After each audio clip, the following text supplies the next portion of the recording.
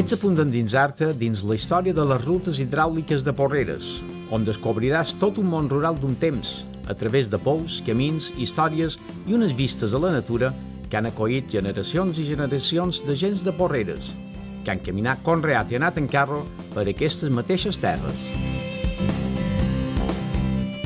Aquesta ruta número 1 té una distància de 13 km i mig i surt del Molí de Namengual.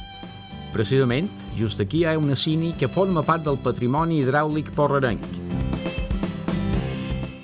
La durada d'aquesta ruta dependrà del mitjà de locomoció que utilitzem. A peu serien unes 2 hores i mitja. Els primers 2 quilòmetres transcorren per la carretera que va cap a Campos, per tant és important tenir cura de la circulació. En arribar al camí de Sant Pau, giram a l'esquerra i ben aviat ja trobarem un primer element a destacar. Si bé aquest es troba a un ramal a uns 100 metres del camí principal. Es tracta del Pou de Sant Pau, del que diuen que podria ser una antiga cini. Un fet important, donat que avui en dia gairebé no queden cinis al paisatge de Mallorca.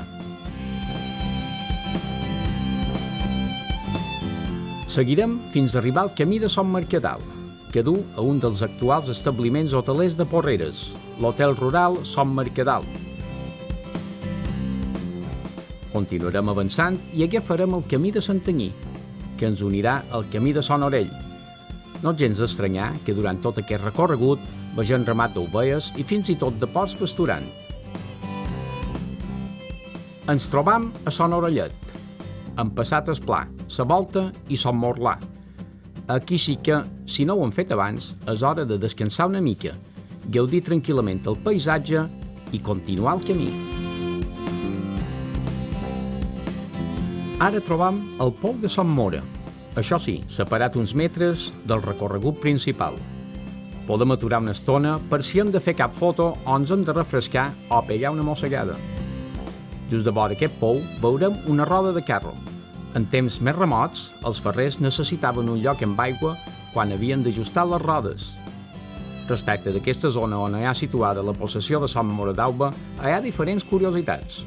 Sortint tan sols uns 50 metres del camí principal, trobarem el Camí de la Pedrera, que arriba, com així indica el seu nom, fins a la pedrera soterrània on un temps s'hi feien xampinyons i d'on s'extreu encara avui en dia el famós marès de Porreres. Entre el Pou de Sant Mora i aquestes pedreres hi ha ubicada la possessió de Sant Jeroni, on molt a prop podem trobar la Pedra de les Tres Fites, que delimita els termes municipals de Porreres, Campos i Felanitx, i on fa ja molt d'anys es va produir un conflicte entre pagesos que fins i tot va acabar en assassinat. Continuam pel camí de terra i trobarem el Pou de Son Orell, amb les típiques piques que un temps s'empraven per recollir l'aigua de pluja i que el ramat i les vistis aprofitaven per abeurar-s'hi.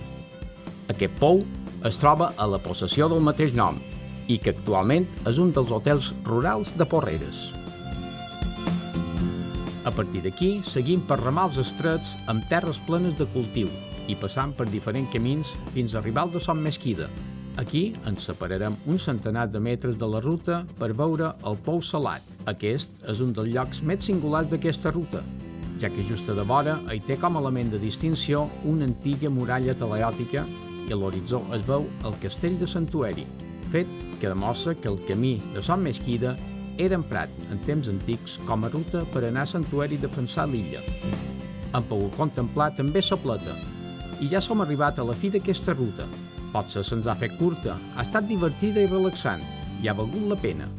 Ara, pel camí de Son Mesquida i seguint per la carretera de Porreres de Felanitx, passant per la zona que els porrerencs anomenen la Conia Blanca, però que formalment es diu l'Alqueria Blanca, i donam per acabada aquesta entretinguda excursió.